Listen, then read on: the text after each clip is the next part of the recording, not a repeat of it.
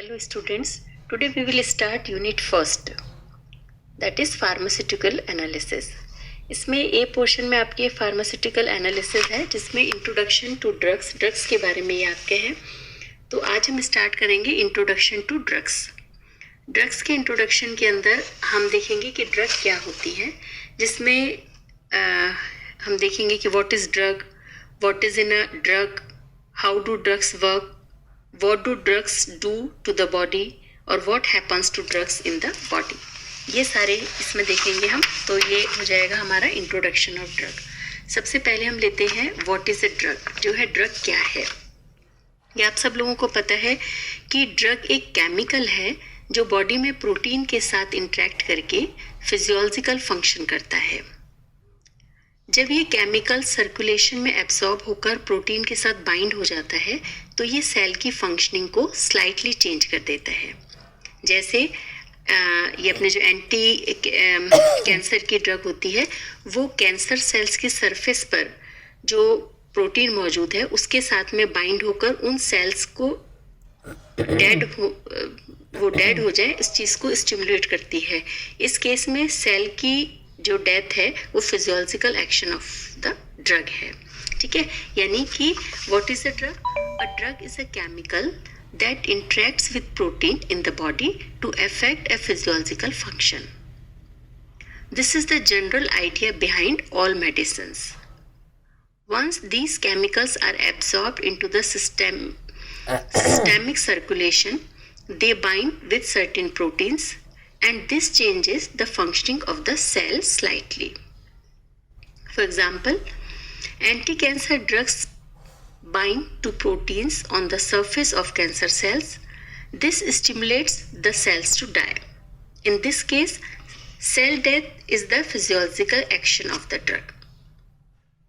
No drugs are specific to interacting with just one type of cell or one type of protein. And this is what causes side effects.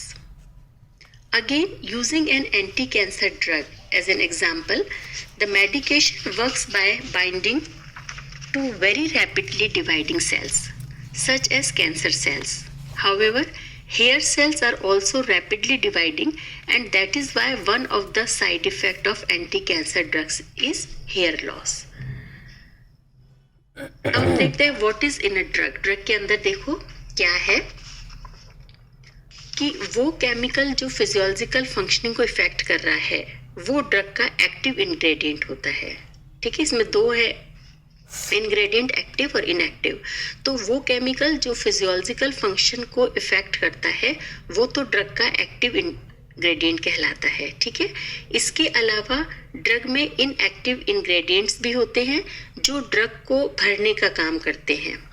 ये वो ingredients होते हैं जिनका cell की functioning पर कोई भी इफेक्ट नहीं होता है और ये ड्रग को बाइंड करते हैं और लुब्रिकेट करते हैं. ठीक है, so the chemical in the drug that affects physiological functioning is the active ingredient of the drug. है ना, what is in drug. Drug में क्या है, तो इसमें हमने एक्टिव इंग्रेडिएंट और इनएक्टिव इंग्रेडिएंट्स हैं. So what is in a drug? The chemical in the drug that affects physiological functioning is the active ingredient of the drug. For most drugs, the amount of chemical needed to cause an effect is very small, often as small as 5 micrograms. This is 0.005% of a gram. Clear? As you can imagine, this is too small to package and handle. These ingredients are very expensive and giving out little amounts like that will cause most of the drugs to be lost and waste. Therefore, most of the drugs that we take are also comprised of inactive ingredient that works to fill out the drug. Inactive ingredients are, as the name suggests, ingredients that have no effect on the functioning of cells. ठीक है, जो inactive ingredients हैं उनका कोई भी effect नहीं होता है. जैसे कौन से होते हैं, जैसे lactose, dyes and gluten. If the drug needs to be taken orally, the inactive ingredients also work to bind the drug together and lubricate the drug, so it is easily to swallow. So the inactive ingredients are the fillers. एक तरह से filler का काम करते हैं, binder का काम करते हैं और लुब्रिकेंट का काम करते हैं. So the inactive ingredients are the fillers, binders and lubricants of the drug, whereas the active ingredients is the very small amount of chemical that reacts with the body to produce an effect. ठीक है, तो ये आपका हो गया कि drug के अंदर क्या होता है. उसके बाद में हम देखते हैं हाउ डू ड्रग वर्क्स. ये जो ड्रग है किस तरह से काम करती है. Our body are largely controlled by proteins. Proteins exist in many different forms in the body and have many different functions. Each protein has a specific function and is quite specific to the cell type that it acts on. ठीक है, ये आप सबको पता है. For example, there are specific types of proteins called receptors. Receptors are embedded on the cell surfaces. There are different receptors for different types of cells. A liver cell will have different receptor than a cardiac cell, है ना. Specific proteins जो होते हैं तो इनके लिए क्या है कि इस जो अलग अलग रिसेप्टर्स होंगे, जैसे कि लिवर सेल जो है उसके लिए अलग रिसेप्टर होगा, कार्डियक सेल है उसके लिए अलग रिसेप्टर होगा. The receptor binds to other proteins and chemicals on the outside of the cell and this is turn creates a change in the functioning of the cell. Clear? Proteins also act as drug targets. In order for a drug to exert an effect, it needs to be bound to a protein. This can be taught of a lock and की system. जिस तरह से lock और की का system होता है उस तरह से होगा. कैसे? इसमें क्या होगा कि जो ड्रग्स जो है वो तो की का काम करती है और जो प्रोटीन है वो लॉक की तरह रहता है. Means where the drugs are the key and the protein is the lock.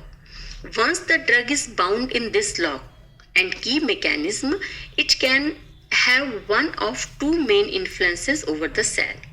It can produce a change in response, या तो रेस्पॉन्स करेगा उस चेंज जो भी हो रहा है इस प्रोसीजर के अंदर, या क्या करेगा, it can stop a normal response of the cell.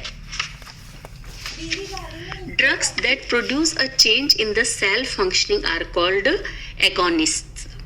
Drugs that stop a normal function of the cell are called antagonists.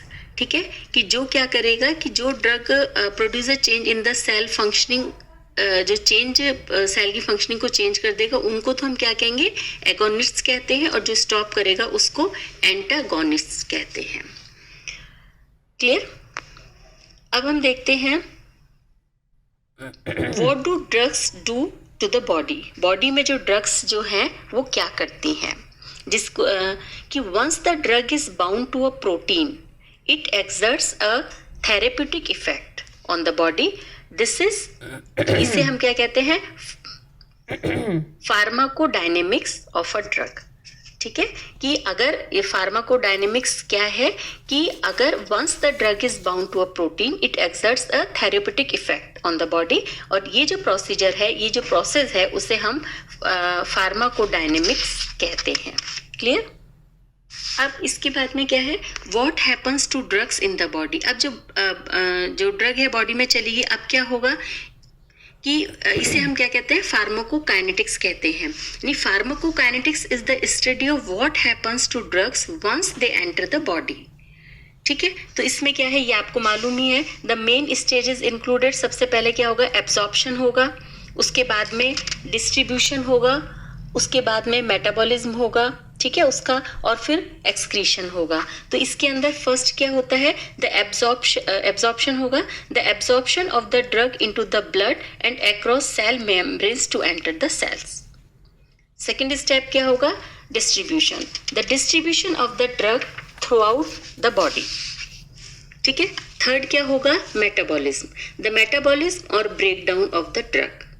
और लास्ट फोर्थ क्या होगा, excretion. So the excretion of the drug from the body. ये हो गया कि body में एक बार drug चली गई तो उसके अंदर क्या होगा कि सबसे पहले उसका एब्जॉर्प्शन होगा, फिर उसका डिस्ट्रीब्यूशन होगा, फिर मेटाबॉलिज्म होगा और एक्सक्रीशन होगा. Each drug will have a unique bioavailability. This is the amount of drug available to have an effect on the biological system. A drug's bioavailability is determined by its pharmacokinetics. जैसे for example, some drugs are poorly absorbed as they do not cross cell membranes as quickly or as effectively as others. And so less of the drug will pass into the systemic circulation where it needs to be in order to have an effect. ठीक है ना, कि कुछ drugs ऐसी होती हैं जिनका absorption बहुत कम होता है, पोअरली एब्जॉर्प्शन होता है, तो इसके कारण से क्या होती है, सेल मेम्ब्रेन को क्रॉस नहीं कर पाती हैं. And so less of the drug will pass into the systemic circulation where it needs to be in order to have an effect. The proportion of the drug that does pass into the circulation is called the drug plasma concentration. ठीक है, कि जो proportion जो है drug जो उसमें से पास हो रही है, पास into the circulation is called, हम उसको क्या कहते हैं, drug plasma concentration. When a drug is absorbed into the circulation, the plasma concentration will increase until it reaches a peak, and then as the drug is metabolized, this plasma concentration will decline until the entire drug has been metabolized and then excreted from the body. Clear? Depending on the characteristic of the drug, some will reach the peak plasma concentration quicker than other or be metabolized faster and so on. Each drug has a range of doses that can effectively treat a condition while still remaining safe. That is, the range between the lowest dose that has a positive effect and the highest dose before the negative effects outweigh the positive effects. This is known as the therapeutic window, the drug. This can vary substantially between different types of drugs. जैसे one drug could be safe and efficacious anywhere between 5 mg to 20 mg of, whereas another could have the therapeutic window between 15 mg and 20 mg.